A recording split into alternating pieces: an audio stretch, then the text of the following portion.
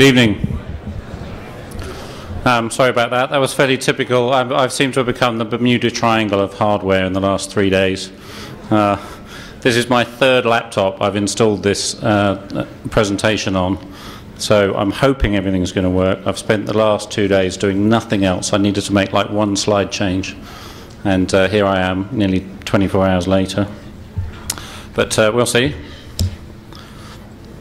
So first of all, introduction, who am I? My name's Major Malfunction. I'm a goon here at Defcon. I'm also the London representative or point of contact for DC 4420. And I'm a security professional by day. In fact, I live in a very carefully constructed fantasy world where I have like an underground bunker and I do, secret stuff. And I go by the name of Adam Laurie. That's my cover name when I need to go undercover. So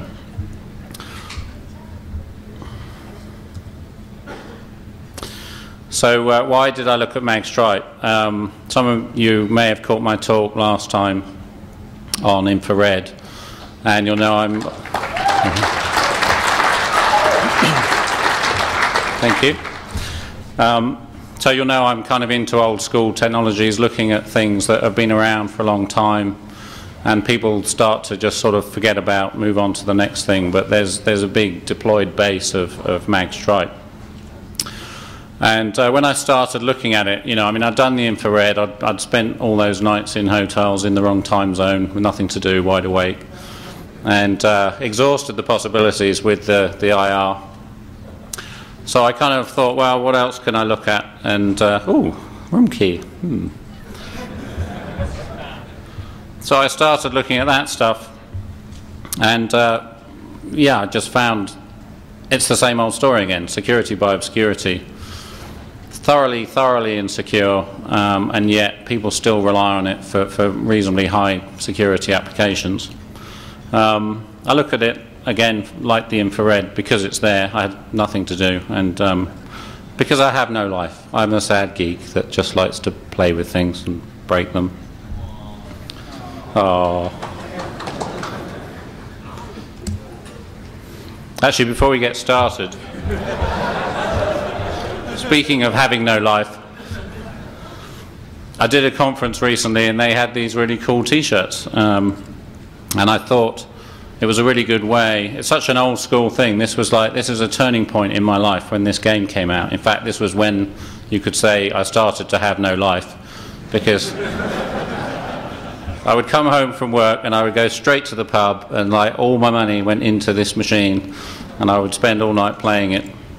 And it was the first really proper game. You'll probably all know it as, it's called Space Invaders. And I just thought it was a really good test, this t-shirt, of how old school the audience is. So I'm going to ask you a question about this t-shirt and just try and gauge just how old school you guys are.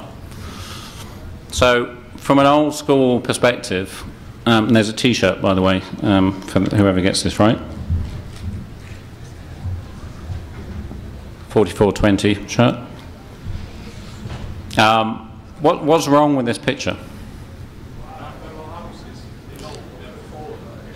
Okay, yeah, the answer was 4 houses from this gentleman here, but so wrong number of houses. It's not a technical detail like that. It's something more fundamental. So it's not a detail thing. It's like some interesting answers. Okay, colours. Actually, some of it was all mono on the originals, but actually some of the machines had sort of plastic coloured strips on them. So, we're talking seriously old school here. This is monochrome. Sorry. Hang on a sec. Hands up, and I'll call you out. Go. There's too many enemies. Too many enemies. Yeah, like I said, it's not a detail thing. There's lots of detail coming out. Extra letters. No. Yes, sir. Shouldn't the AV be on the other side of your man? Yeah, well, I didn't design the shirt, and it's not my product that it's pushing, so... Yes, sir. It has a vendor's name on it. Yeah, That's one thing wrong with it. It's got a vendor's name on it. Yes, sir. Has huge holes. Well, actually, you're getting close. Okay, I'm going to give you a clue. The holes have something to do with it. The holes in the building have something to do with it.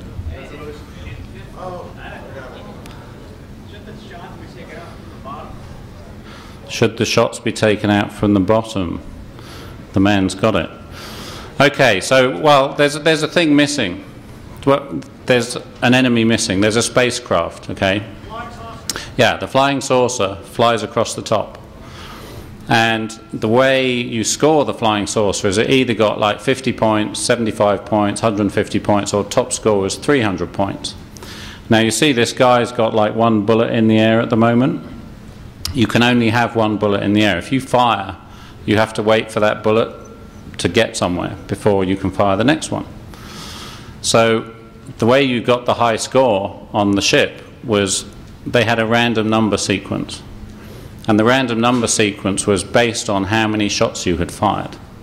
So you would shoot a certain number of shots and it would get up to 300 points. And then they would shoot another sequence. So it was like 15 and then 7. I forget what the exact number is. So you do 24 shots and then 15 and then 15 and then 24. And each time you hit that point, it would be at 300 points. Each time you fired, it would cycle to 50, 75, whatever.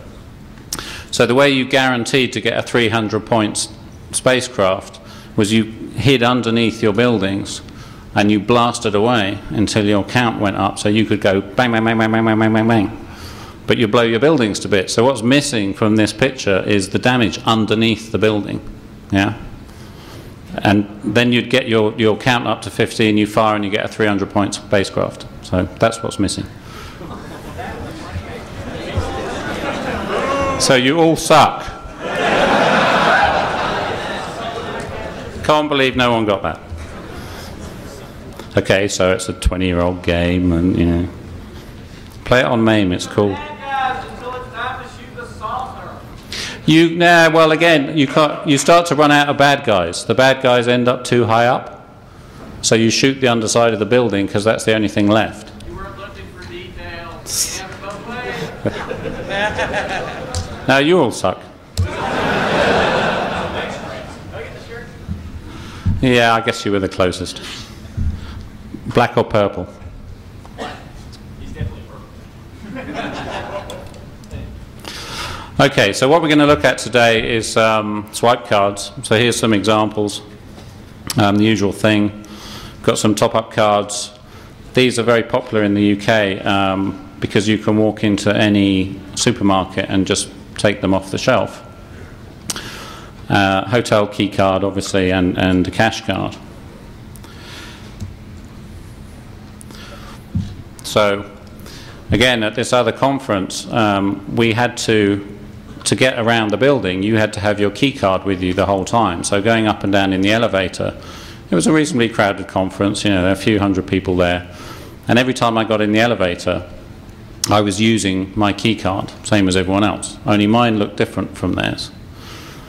It was one of these keys. And what I was doing was trying to see if anyone actually noticed that I was using the wrong key. So I put up this slide and I asked the room, okay, I've traveled up and down in this elevator with you guys dozens of times in the last 2 to 3 days. How many people actually spotted what was the key card I was using? No one in, well, one guy in the room actually spotted it. And the sort of lesson from that was, and it was this one, by the way. So that was my room key. It's a Tesco's mobile phone top-up card, which I had cloned my room key onto.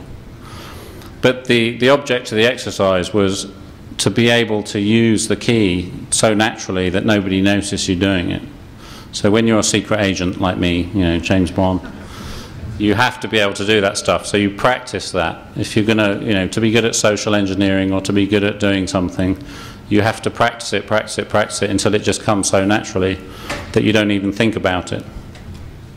And in fact, I got into a situation, I was going up in the elevator and the elevator, you know, we're whizzing up to the 17th floor, and about the 9th floor, the elevator suddenly stopped, turns around and starts going back down again. Now, when you're James Bond, that's usually not a good sign. And I was thinking, holy crap, what's going to happen? I'm going to be down in the basement and the ninjas will be coming in. And so anyway, the door opens and sure enough, a member of staff walks in. And so I made some lame joke about her having an override. And she's like, oh, are you having trouble with your key? And I'm like, oh, crap. So I thought, well, what can I do? I've only got my bright yellow key with me, and she works in this hotel. So I just went, well, don't think so. Put my normal key in, put the yellow key in. The lift mechanism made the nice beep noise, selected the floor, and off we went. Didn't bat an eyelid. So, you know, if you can fool the staff who are looking out specifically for a problem with the key, you pull out the bright, shiny yellow key and you wham it in the thing, and she doesn't pay any attention, then, yeah, it's all about attitude and the way you do it. If you don't feel suspicious and don't look suspicious, you'll get away with it. So similarly,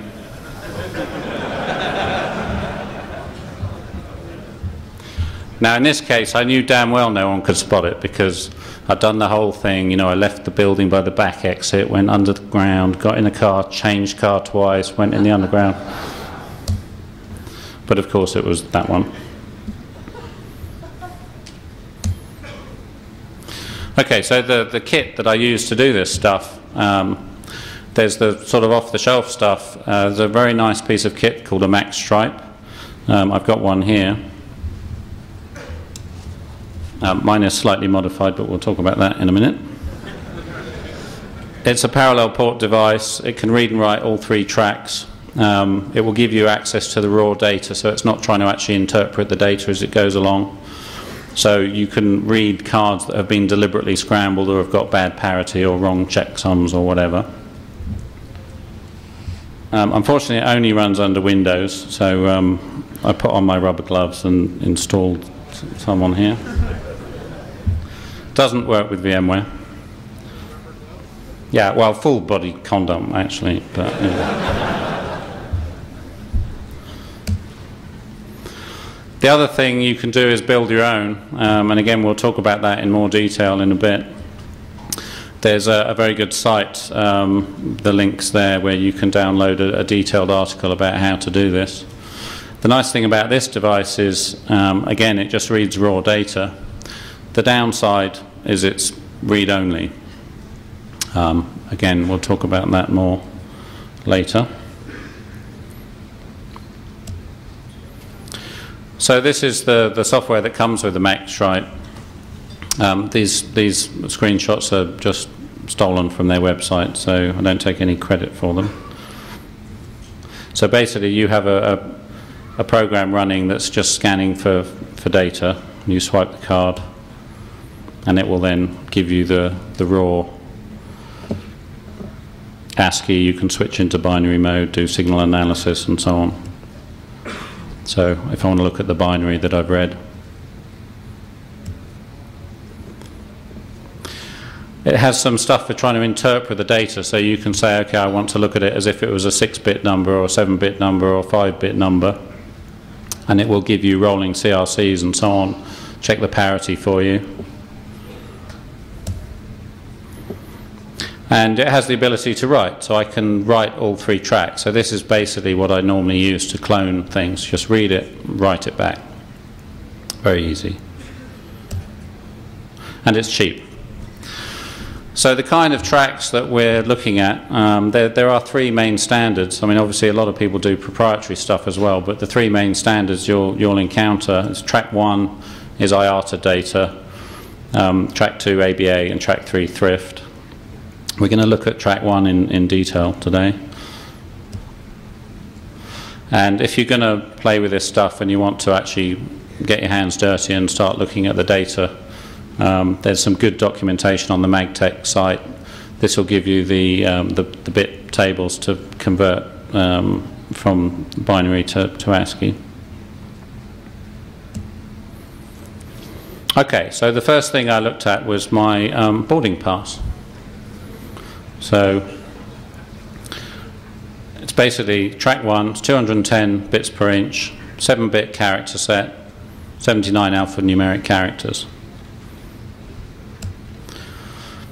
And the data that's on there is you get a start sentinel followed by a character that says what format the rest of the track's in, and some details like which airport you're coming from, which flight you're on, what day of the year you're going on, and so on. So this is the data that was actually stored on my boarding pass. So we're going from Vancouver to London Heathrow. That's my seat, 19K, so in the cheap seats. And my name. Try my? Yeah, I should have a play with the loyalty card maybe next time.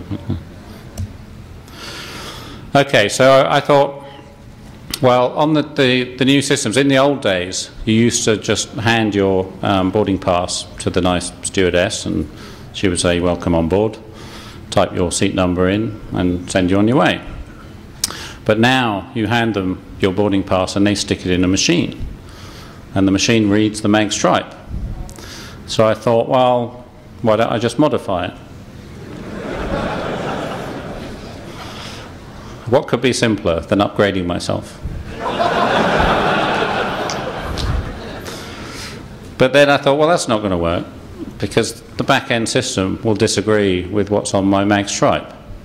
So I thought, okay, well, how about having the back-end system modify it for me? So this is before, and this is after. So if you could read that.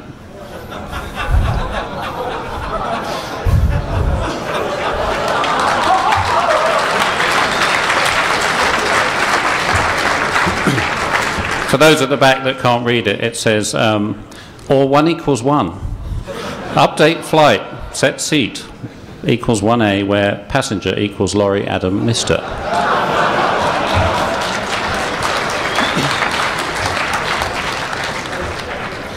So now I figure instead of them saying, oh, yeah, welcome to the flight, they'll say, oh, Mr. Laurie, you seem to have been upgraded.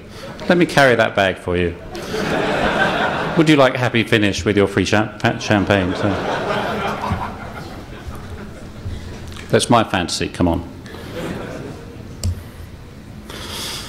Okay, so the other system I had a good look at was the hotels. Not this one, I hasten to add, if there's any brown shirts in the room. And there's a couple of different kinds of locks that are out there. You've got what they call passive locks. This is kind of upside down. Passive locks, all the logic's in the lock, so actually it's actively doing all the checking for you. And you've got the active locks where all the logic is on a remote back end, so it's kind of passively reading data for you, which is kind of odd. But basically those are the two kinds. 80% of all the locks in the hotels in the world are of the passive kind, apparently. So the way a passive lock works is when you stick your key in the lock, it does a quick check. It looks at the key, says, is this the right kind of key? If it is, it then does another check. Is it a special key? And if it's a special key, it will then perform a special action, and the action depends on what type of key it is. So it might be housekeeping getting in, it might be a one-time pass. They can actually issue keys that will let you into the room once and once only. It might be a cancellation key to stop the key being usable, stop the room being usable. And the most interesting one is a crime scene lockout key. So basically this is the DOS this lock key. You stick that in the lock and it doesn't work anymore. It says, bye-bye. I'm not playing anymore. Drill me.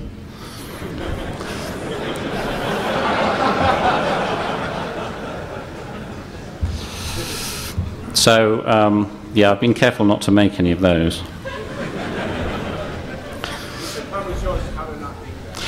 I'll show you how to be careful not to make those in a minute. Yeah.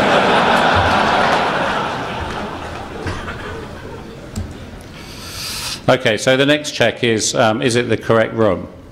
If it is it a rescinded key? If it is, then reject it. If it's not a rescinded key, is it an expired key? No. Is it a new key? If it's a new key, it will rescind the previous key, and if it's not a new key, in other words, it's the current key, it'll open the door. In both cases, you get to open the door. So basically what's happening is your key is acting as the device that reprograms the lock to say the last guest has now left and I am the new guest. Okay? So once you've been through these tests, this last step actually is deciding whether or not this is the same guy returning to his room or this is a new guest taking over the room. So they use the guest to go and reprogram the lock of the door after the last guy moved out. So here's a key set that we looked at, and basically what you've got is, I've put question marks on some of the fields because I'm not 100% sure that's what it is. That's my best guess. So you've got your start sentinel, you've got a number, which I'm guessing is the property number. You've got the room number, which definitely matched my room. You've got the key number, which definitely matched my key number, because I would go back to reception and say, you know, I've lost my key, can you give me another one? And you could see that if you went and got a duplicate key, the only field that changed was the key number and the redundancy check digit on the end. So armed with that information, I produced a completely new key, and again I just changed one character, calculated the correct redundancy character, programmed the key, bingo, door opens. No big deal, because you know, all I've done is really cloned the key. I had to have that information anyway. So I wondered, what's the difference between a new key for a new guest and my existing key? So I go down to reception and say, look, you know, I've lost my key, only this time I don't want a duplicate because I think, you know, that the agents that are after me have probably stolen it. It's really important that the high-tech secret gear in my room doesn't get stolen, so I need a key that cancels my old key. So whoever found it is not going to get in. And so they give me a new key. And in this case, the only difference, it's gone back to key number 1. The only difference is this, which I'm assuming is a magic number that says this is a new key. All the other details are the same: expiry date, room number, key number, and so on.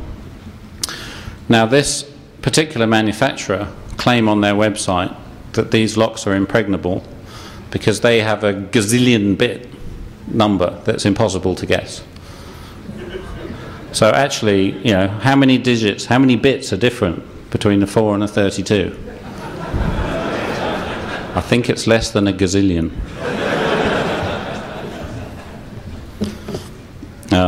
And no, I'm not going to tell you the magic formula for generating the magic number. But the way the rescinding process works is basically the new magic number goes into the lock. So when it sees a key, if it's the same magic number as last time, then it will let you in, assuming all the other checks succeed.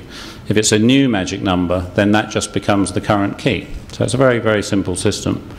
And the lock will store the last 100 seen keys.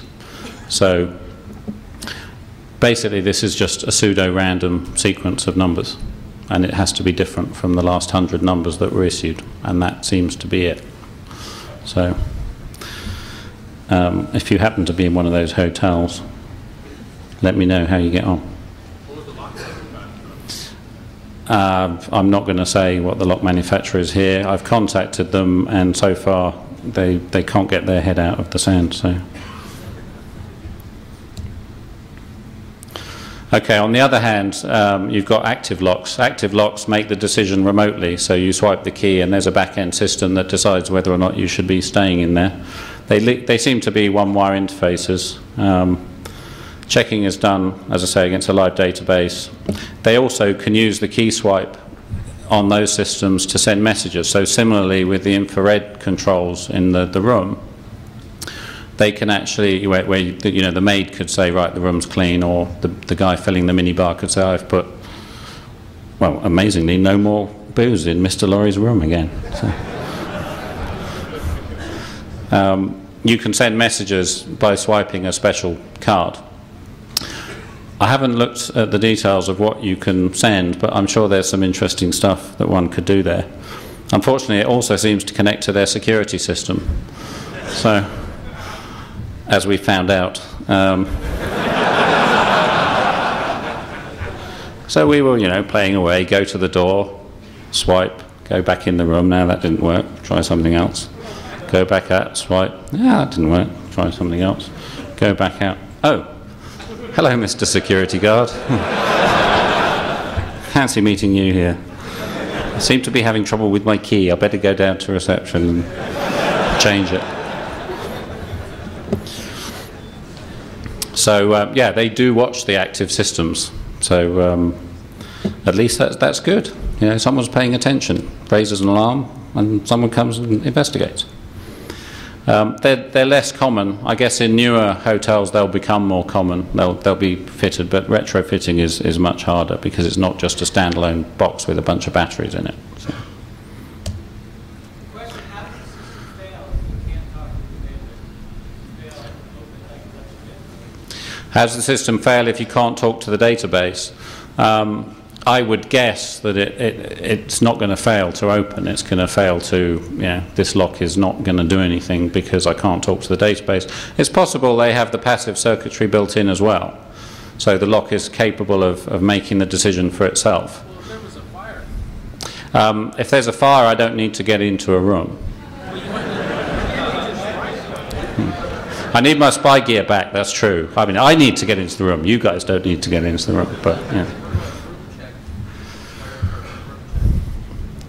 Fire department room checks. Or when they're going and yeah, I mean, I assume they have a system. The master key will work. Again, I'm sorry, they have an axe, yeah, and big rubber boots.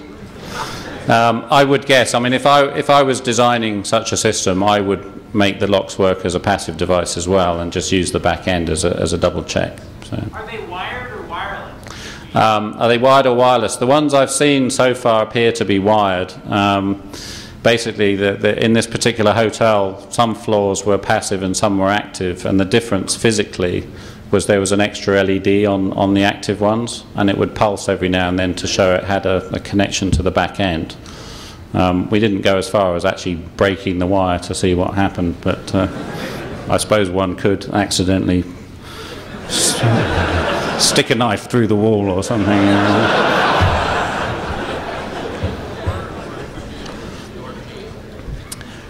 Were they bound to the door or the door jamb? They were bound to the, they were on the outside of the door frame, so they were in the wall where they've got somewhere to route the stuff back. But, okay, so those are kind of standard mag stripes. I also became quite interested in non-standard stripes and the technologies to be able to read those. So you'll see on these you've got things like a stripe in the middle of the card instead of where it should normally be. So this is front and back, by the way. So. And you can use, again, if you saw my previous stuff, I'm a great fan of sort of visualization of things. I like to be able to understand what's going on by visualizing it and getting a feel for, what I'm dealing with. And again, this is a mark of just how old school I am. When the old days of dealing with half-inch mag tape, we needed this stuff. So we had this fluid called Magnacy, and it's basically for visualizing magnetic fields. I had some lying around my office, and they use it for lining up heads on magnetic recording equipment and getting the lead in and so on. It's actually made of carbon tetrachloride, which is now banned as a carcinogen, so don't use it, it'll kill you. It's fine for me. I'm James Bond, licensed to kill myself. So, but actually, I've been looking for a replacement, and I did find some. I haven't used this stuff, but it is on the market again. These guys, keycard, have some stuff called QView, which allegedly does the same thing. I haven't tried it. If anyone has, anyone here tried it? Anyone here know what the hell I'm talking about? No. Okay. 3M make a disc called MagnaView. Oh. That same stuff suspended between polyethylene. Okay, nice. Right, so yeah, apparently 3M do one where the fluid is actually between two bits of polyethylene, so you presumably you just lay it on top of the thing and you can visualize without ever getting all sticky and disgusting. So this is how you apply Magna-C. You just drip some on. And those of you that saw my previous talk will probably expect that's the kind of stain you would expect to see in my room. But actually it's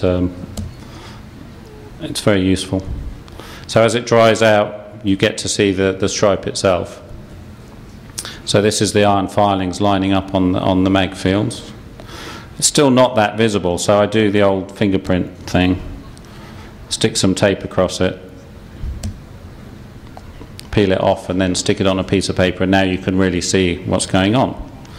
So it looks just like a barcode.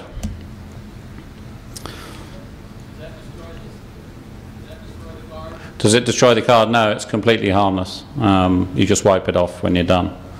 It doesn't even seem to make too much of a mess of the signature strip either if you get some on the signature strip, and some of the ink comes off or something like that. So you can see it's immediately obvious when you're looking at a card that has two stripes rather than one. So instead of just randomly doing stuff on a reader and wondering why you're getting no result, you can actually look at it and see what the hell's going on the card. So clearly, I mean, my photography is crap still, hasn't improved since last time. But you can see this track is much higher density than this track. So we're already getting useful information back, a difference in between the two tracks. So the other thing that you can see is just how big the mag stripe is. I mean, these two stripes look the same, but the actual track is laid down, is completely different. So you get, again, you get an understanding of why your simple cloning, you know, I went to some trouble to make my head be in the middle of the thing, but if I tried to clone a British Rail ticket, it wouldn't work. And once I visualized it, I could see immediately why. I'm writing this skimpy little track here, and they're expecting this big fat one here. So really useful information. And that's presumably deliberately done that way to stop me from cloning the cards. And actually it turns out that although the track was wider, the bits per inch were exactly the same. And again, you can see that purely from the visualization. You can look at the vertical bars and you can count it and measure it. And the track that I really wasn't getting any data off turns out not to have any on it. So I could have wasted even more than the 3 hours in that hotel room that night. Okay, so tools for actually decoding the data. Once you read the mag stripe down to PC, some of the homemade devices, basically because you're piping it through your sound card, you end up with a WAV file. So there's some software out there that will take the mag stripe and turn it into binary. And what you get is a string of ones and zeros. And I've written a little program called bin chop, which basically you just say to it, chop this up in 7 bits and tell me if the parity works, or chop it up in 6 bits, tell me if the parity works. And you can grab that from the website. I'm not going to bother to demonstrate it here because we're going to do some much more interesting stuff in a second. I also, to really properly understand what was going on, I decided to rewrite that code in Python. I've become a huge fan of Python because I haven't programmed for years, and it's just such a really nice language to relearn to program in. So, anyone else here Python fans? Yeah? Python rules. Or sucks, depending on your point of view. I like it. So basically I rewrote it, and by rewriting it I really properly understood how the system works. And I also then wrote the code the other way around, so I can generate the binary files from the Aiken Biphase from the binary.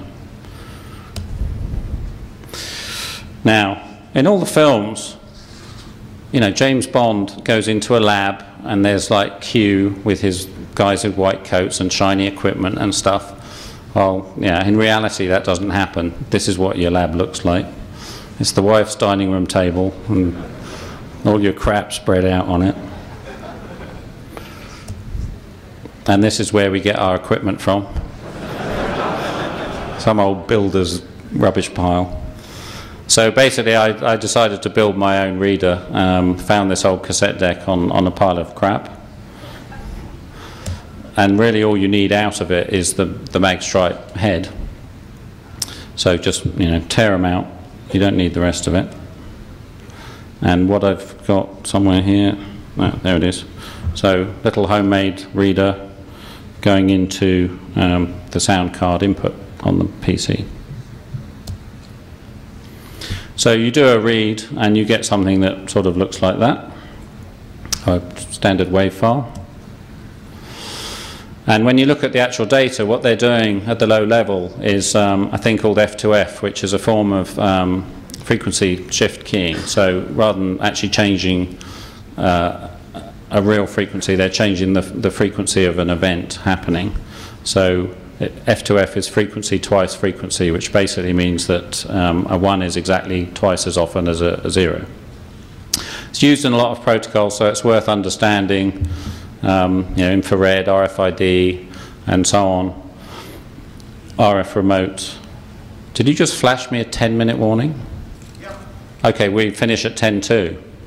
Yes. Okay, I'm sorry, I'll try and speed up. I thought we got the full hour, never mind. And it's used because it's self-clocking. It's very, very robust. The signal will re-clock as it goes along, so it's good in noisy environments or inaccurate environments like a swipe where you may be speeding up and slowing down. So this is the way it works. The Magstripe travels over the read head. You get north flux transitions or south flux transitions.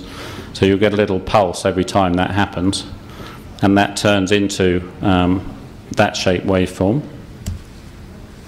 So if we look at an actual Magstripe read, here we've got the pulses as we read the Magstripe, which translates to, you know, a single pulse is a 0, 2 pulses is a 1, single pulse 0. So this is the same period, time period here.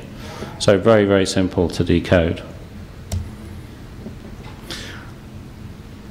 So generating them should be pretty simple. So at first I generated a basic sawtooth, so a single pulse for 0, 2 pulses for 1. Actually, when I came to play it back, I could not get a sensible result at all. So I figured in the end it was my sound card wasn't high enough quality, so I upgraded to a USB, a slightly better sound card. So if you play with this stuff and you find you're just not getting meaningful results, try going through a higher spec sound card. So I finally, once I did that, I started to get a result. But what happened is I encoded 000101, and what I got out was 6 zeros, 110011, which was kind of weird. Actually, it turned out that what was happening is on my optimized wave file, it was seeing both sides of the transition as a pulse. So I just modified the code to say, okay, well, I don't care if it's plus or minus down the center line, and bingo, it started working. So now a quick bit of video. I forgot to plug in the output. Have we got sound up here?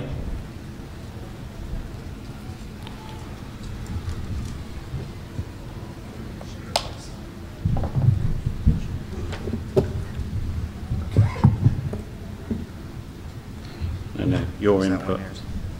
I need an input to go into that.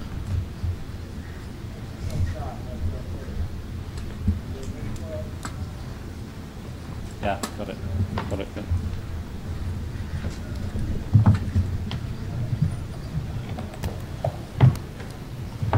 Now, after all my hardware problems, I'm hoping this is going to work.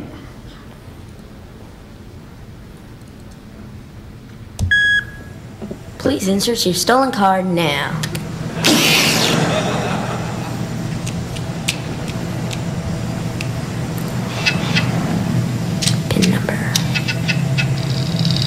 Will you hurry up? This is taking too long. Go, baby, go, baby, go, baby. All right. Pin number 900. Who'd you learn this stuff from anyway? From my mom, my real mom, I mean. Withdraw 300 bucks. Come on, baby, come on, come on, come on. Yes! Hey, it worked. All right. Easy money. Come on. So how many of us saw that and thought, I wonder if that's possible? Well, I did. So,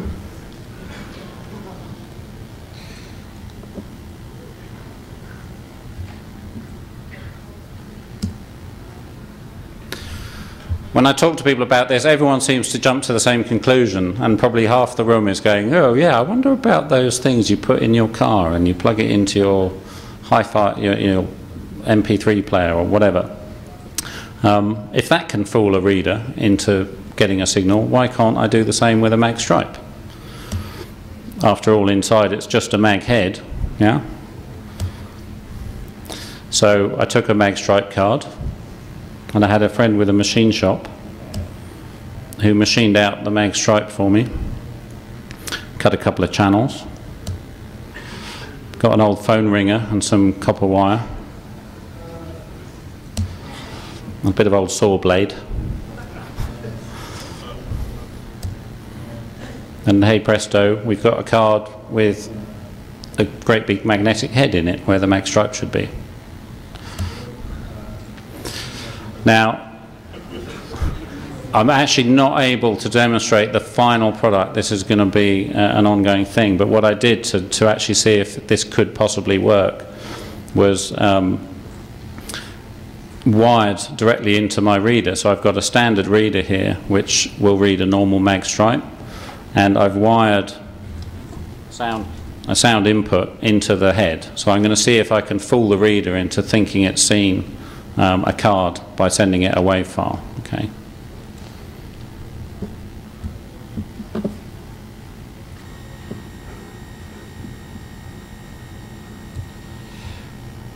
So this is probably going to seem like a stupid question, but has anyone got a credit card in the room?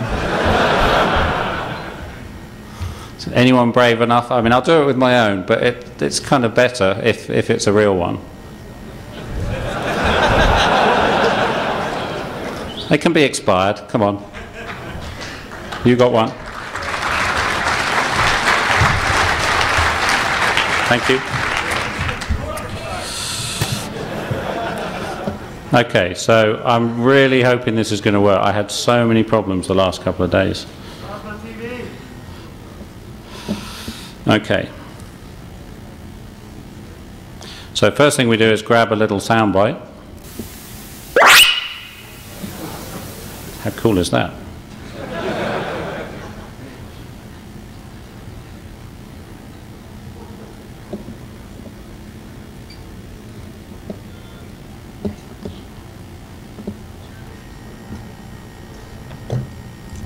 Okay, so I'm going to decode Aiken binary temp test.wav.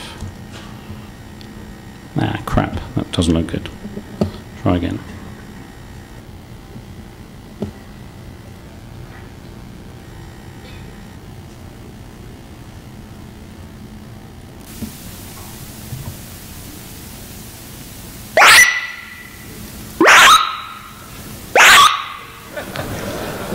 Get another job as a musician. Okay. That one looks reasonably good.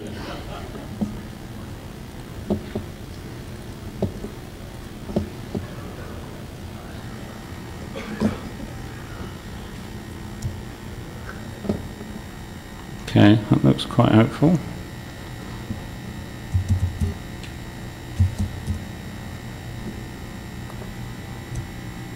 Yes. So basically I've taken his binary, and your name is Picard?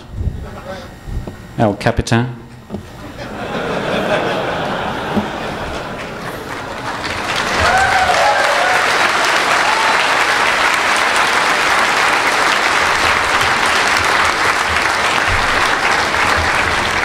So just to show I'm not faking it, this is a normal reader.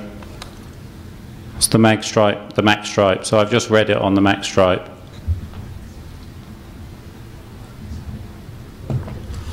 So now we're going to see if we can fool the Magstripe into seeing a different version of that.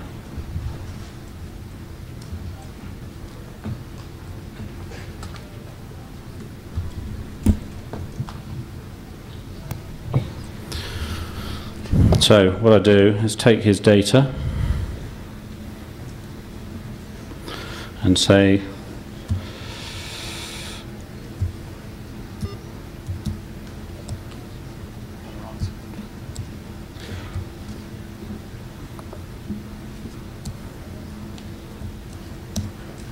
you need to give it a bunch of leading or leading zeros to get the clock to sync. Okay, so spit out a bunch of binary. Change screen. Can't see it. Change screen. Oh, I'm sorry. Actually, I screwed up anyway because I hadn't sent the different data. So what I'm going to do is change his name.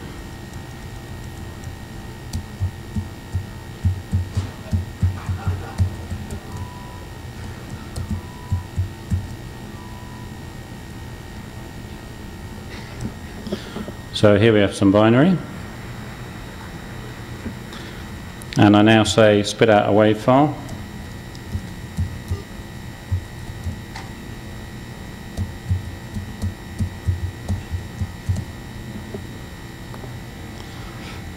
And sample rate of 25.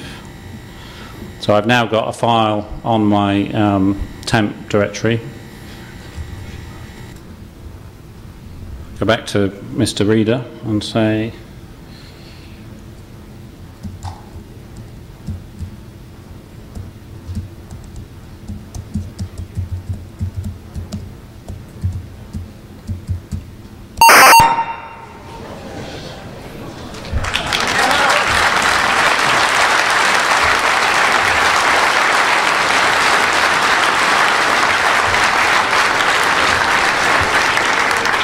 so when I swipe this card and they ID me, it's going to have my name, but your credit card details. My wife thanks you for the shopping trip. We'll soon be there.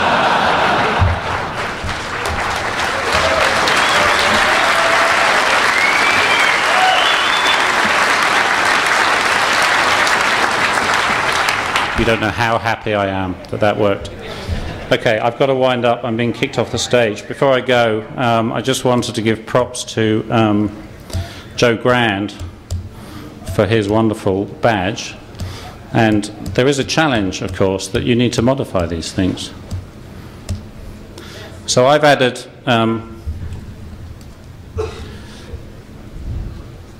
a daughter board to mine. And again, from the visualization point of view, when you're testing this, an IR emitter is not visible to the human eye, but it is to a camera. So I can now run TV Be Gone, or as I call it, TV Be Goon. So come and see me if you want yours modded.